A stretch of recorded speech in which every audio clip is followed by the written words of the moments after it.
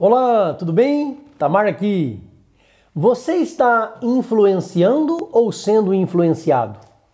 O que significa uma espiritualidade sadia? A lógica do reino de Deus é diferente da lógica do mundo? Sim ou não? Toda oração sincera deve ser respondida independente do motivo que levou a pessoa a orar? Se somos tentados pelo poder, como devemos agir? Qual o exemplo de liderança que Jesus nos deu? Qual é o modelo de comportamento que precisamos seguir? Fique comigo até o fim deste vídeo e vamos crescer mais um pouquinho na graça e no conhecimento de Cristo. Se ainda não se inscreveu aqui no canal, se inscreva. Deus vai te abençoar grandemente com mensagens do céu diariamente para o fortalecimento da sua fé. Clique aí no sininho e escolha a opção Todas para ser avisado todas as vezes que publicarmos uma mensagem de Deus ao seu coração. Já deixa o seu like, clicando aí no joinha, no gostei. Assim o YouTube vai saber que esta mensagem faz bem e enviará para mais gente, abençoando mais pessoas. Compartilhe com todos os teus contatos e Deus te recompensará. Vem comigo!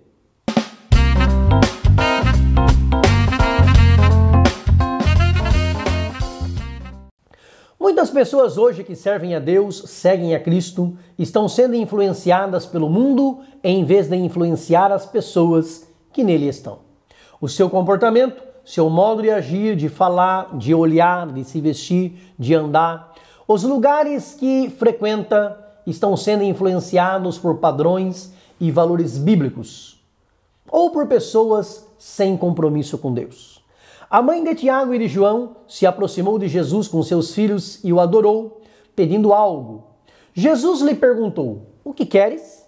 Ela respondeu: "Fala para os meus filhos se assentarem ao teu lado no teu reino, um à direita e o outro à esquerda." Jesus atendeu ao pedido daquela senhora? Não. Por quê? Porque Deus não está à nossa disposição para fazer tudo o que queremos, na hora que queremos, da forma como queremos ou desejamos. Os nossos pedidos precisam levar em consideração a vontade do Senhor Deus Jeová e os seus propósitos dentro do plano de redenção para a humanidade. O mundo não gira em torno de nós. Nesta ocasião, Jesus chamou Tiago e João de lado à parte, perto dele, e com amor lhes ensinou em Mateus 20, versículos 26 e 27. "Não será assim entre vós, mas todo aquele que quiser entre vós fazer-se grande, que seja vosso serviçal, e qualquer que entre vós quiser ser o primeiro, que seja vosso servo." Os valores do reino dos céus são diferentes dos valores do mundo. Tiago, irmão de nosso Senhor Jesus, diz no capítulo 4, versículos 2 e 3, "Vocês não têm nada porque vocês não pedem, e quando pedem, pedem com cobiça no coração, com inveja para o esbanjamento." Esse não é o pedido que Deus atende, não é um pedido sábio. Qual a razão de Tiago e João quererem assentar-se ao lado de Cristo na glória? Qual a motivação da mãe deles para esse pedido? Em seu coração surgiu o desejo de que seus filhos fossem honrados, favorecidos em relação aos demais.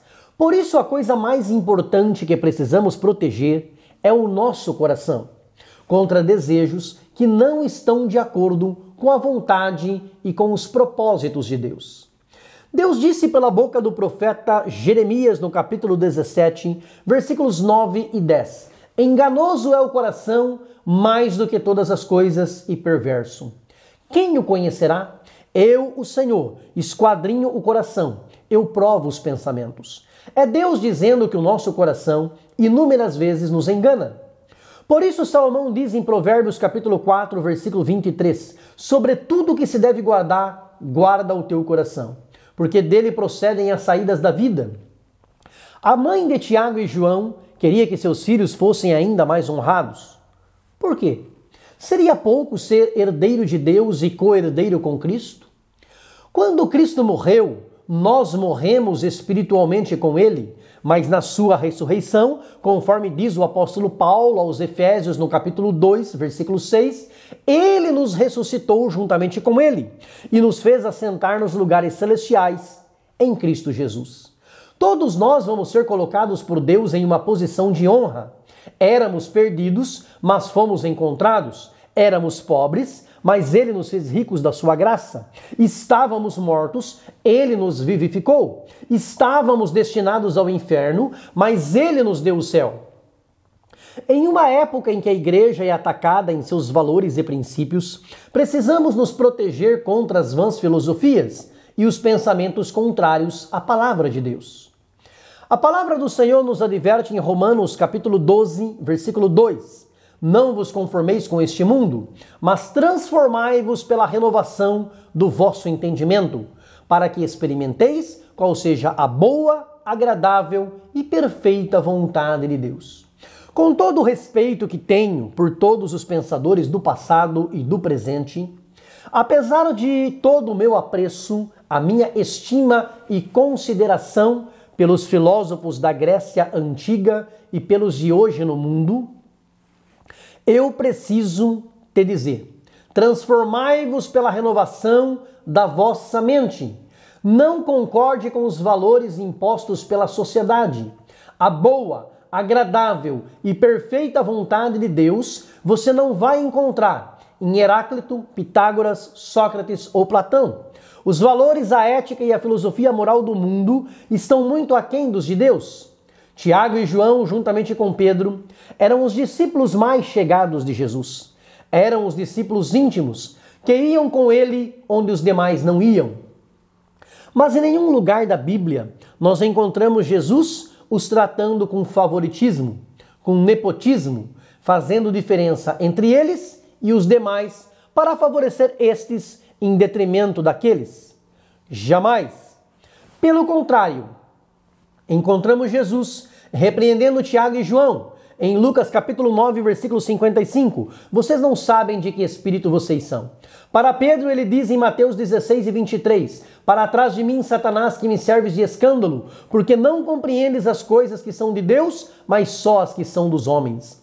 Jesus sempre foi justo e imparcial. Jesus não fazia troca de favores com o propósito de ser beneficiado ou beneficiar alguém. Jesus tratava os seus discípulos como amigos. Ele mesmo diz em João 15:15, já não vos chamarei servos, mas tenho-vos chamado amigos. Mas Jesus nunca teve interesse em ser favorecido pelos seus amigos. Pelo contrário, ele os servia o tempo todo. E ao mesmo tempo, Jesus não os favorecia em relação aos demais. Em João capítulo 6, após fazer um duro discurso, a Bíblia relata que muitos dos seus discípulos voltaram para trás e já não andavam com ele. Você acha que Jesus aliviou para os 12 que andavam com ele? Não, não aliviou.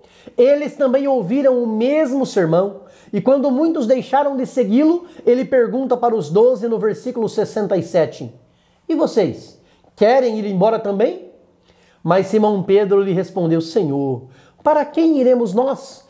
Tu tens as palavras de vida eterna. Por isso Jesus também não atendeu à intercessão, ao pedido da mãe dos filhos do trovão. Não é toda intercessão que Deus responde e nem toda oração que ele atende.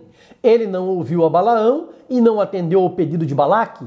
Deus não tem favoritos por fazer acepção de pessoas, porque de fato não faz. Ele não é preconceituoso, nem faz discriminação devido ao status social de alguém, escolaridade, formação ou qualquer outro critério.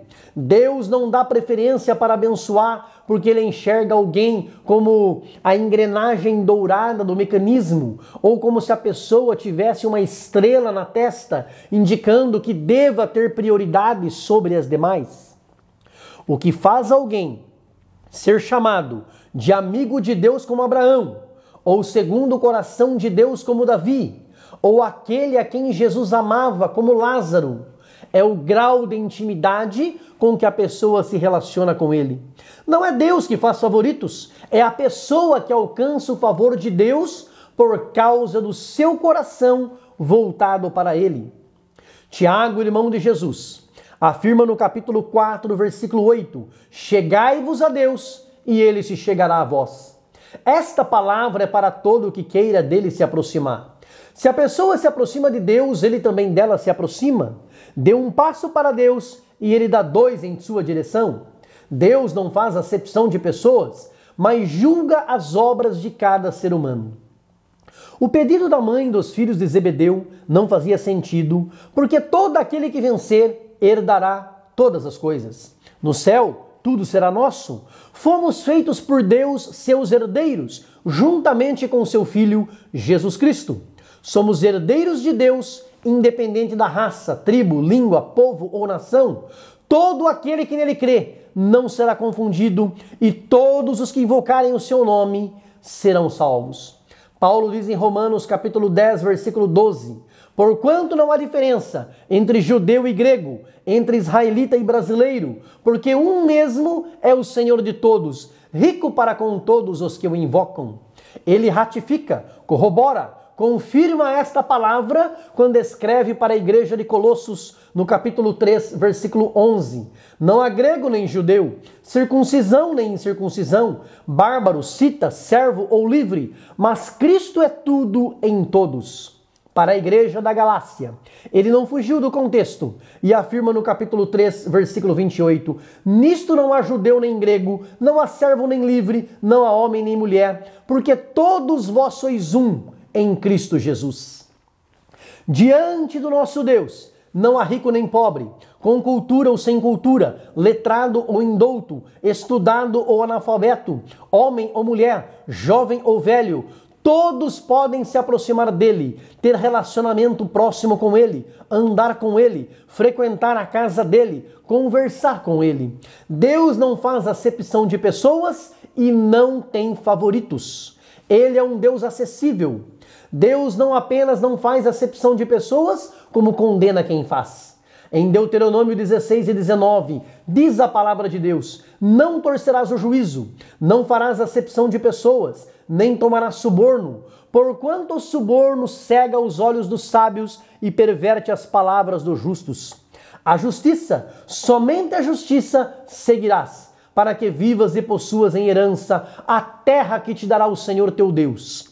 Por isso Eliú, mesmo sendo bem mais jovem do que Jó e seus 3 amigos, cansado de ouvir Jó tentando justificar-se diante de Deus, e de ouvir os 3 amigos de Jó o condenando, trouxe-lhes uma palavra de sabedoria. E no capítulo 32, versículo 21, ele diz: queira Deus que eu não faça acepção de pessoas, nem fique adulando, nem bajulando ninguém.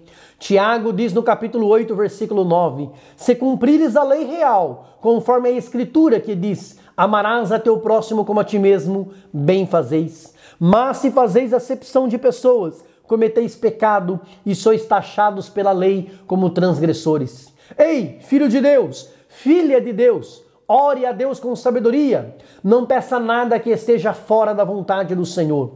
Coloque para Deus em oração os teus sonhos, projetos e desejos. Mas após apresentá-los ao Senhor, diga, faça-se tudo segundo a sua vontade. Respeitemos e honremos a vontade do Criador para as nossas vidas. Ele sabe o que é melhor para nós.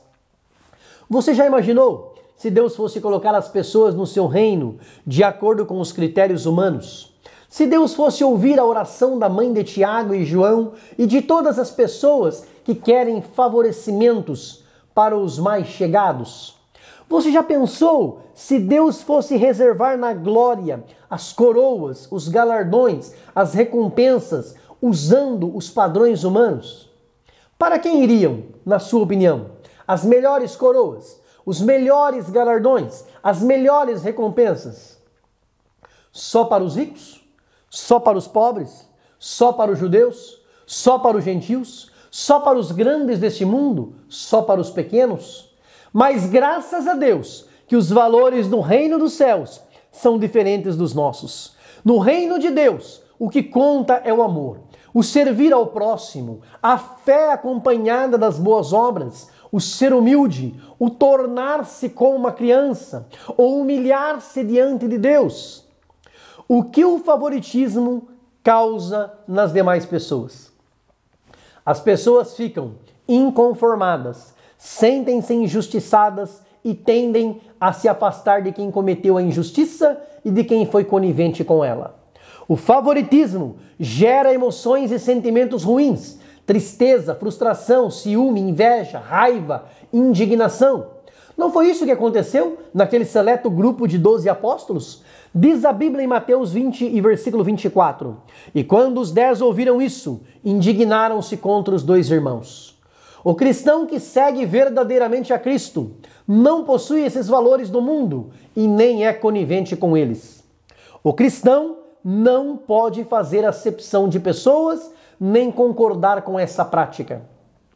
Em Mateus capítulo 23, versículos 5 a 7, Jesus censura os escribas e fariseus hipócritas por fazerem as coisas para se aparecer diante dos homens, procurando honra para si mesmos e não observando de coração os mandamentos de Deus.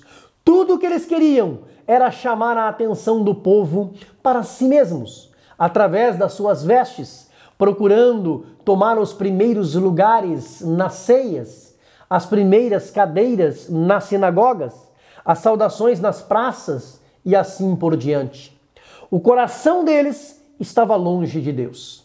Enquanto muitos vivem assim, procurando a própria glória, como os filhos de Zebedeu naquela ocasião, o cristão verdadeiro tem o coração de João Batista, que afirmou em João capítulo 3, versículo 30, convém que ele, Jesus Cristo, cresça e que eu diminua. Nós não somos nada sem ele, tudo é por ele e para ele, toda honra, toda glória, todo louvor, toda majestade, para ele, hoje e eternamente. Tiago e João, bem como a mãe deles, eram seguidores fiéis do nosso mestre, o Senhor Jesus. O que tiveram foi um momento de vacilo.